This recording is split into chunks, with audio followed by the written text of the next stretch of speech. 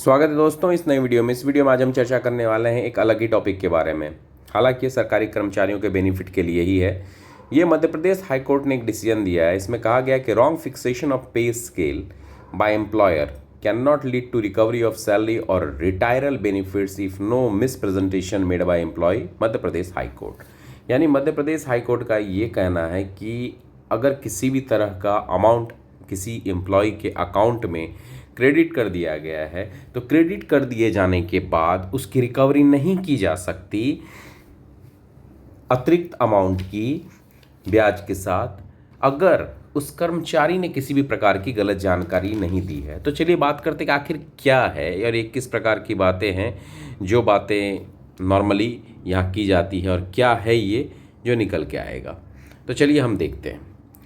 मुख्यतः कैसा होता है कि ये जो इन्फॉर्मेशन निकाली गई है इसमें ये जो मध्य प्रदेश हाई कोर्ट का एक निर्णय किया गया है, ये 27 अक्टूबर का निर्णय है और 27 अक्टूबर के निर्णय में यह दोहराया गया कि यदि नियोक्ता द्वारा वेतनमान के गलत निर्धारण पर किसी भी प्रकार का भी कर्मचारी की किसी भी प्रकार की गलत बयानी नहीं की गई है तो रिटायरमेंट के लाभों को उठाया नहीं जा सकता, लाभों की वसूली नहीं की जा सकती। तो आखिर क्या है इस चीज़ को अगर हम गौर से देखें तो इसमें क्या हुआ था कि न्यायालय ने अपने नियोक्ता द्वारा पारित वसूली में, यानी एक सूबेदार थे और सूबेदार को टोटल 29,66,982 यानी 29,66,982 रुपीज़ के वेतन भुगतान के वसूली के निर्देश दिए गए, जिसमें कि 16,65,347 रुपये का ब्याज था।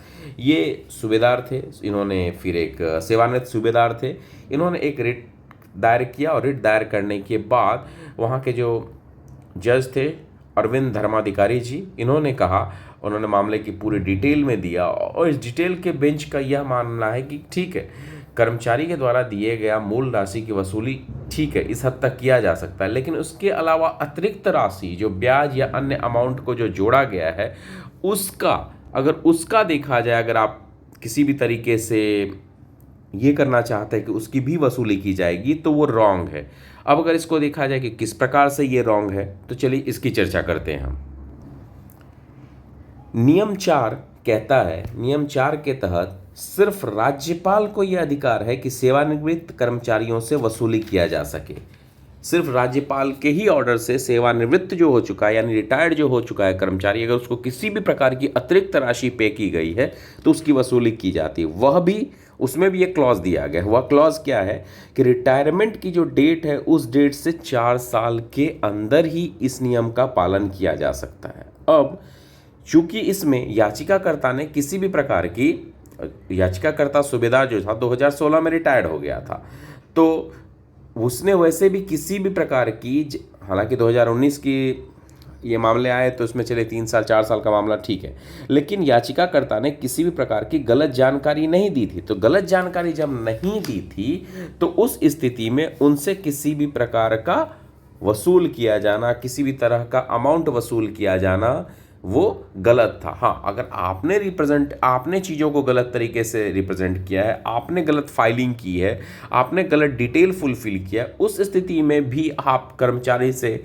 एक्स्ट्रा अमाउंट रिकवर करना चाहते तो कहीं ना कहीं यह पूर्णतः रॉन्ग है। तो ये मामला मध्य प्रदेश हाई कोर्ट के निर्णय के बाद इस तरह का पेपर संज्ञान में आया। मैंने इसकी चर्चा क्यों करनी चाहिए, उसके कई वजह हैं।